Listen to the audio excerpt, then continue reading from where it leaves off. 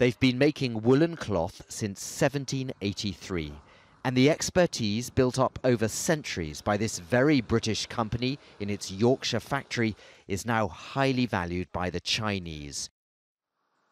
Today, much of the focus is on markets in the Far East, and it exports more textiles and fabrics to China than to any other country.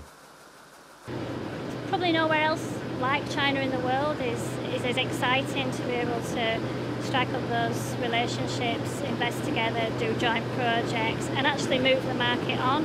You can see progress quicker than perhaps you can in other markets. This company's business is interwoven with China, but the wider British and Chinese economies are not so tightly bound. Trade has grown sharply in recent years, but it's still relatively small.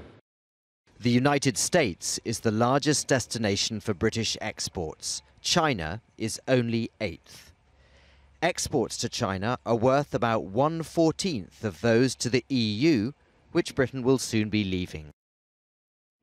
But China's growing strength is felt in Britain as elsewhere. The arrival of the first train from China in London last year, a symbol of China's desire to reach across the world to trade more with Britain.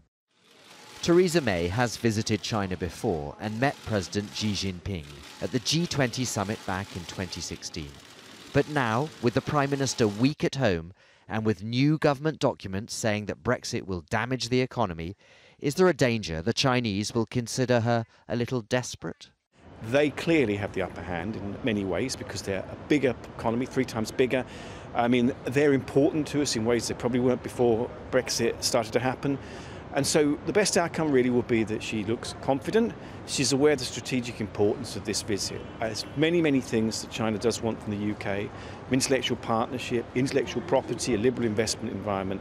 And so the best outcome would be one where everyone comes away thinking like it's win-win.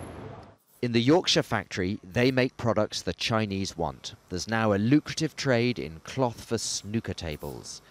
The challenge for Theresa May on this visit, to convince China and other countries that the brand of global Britain still counts for something in a post-Brexit world. Barnaby, Phillips, Al Jazeera, Yorkshire.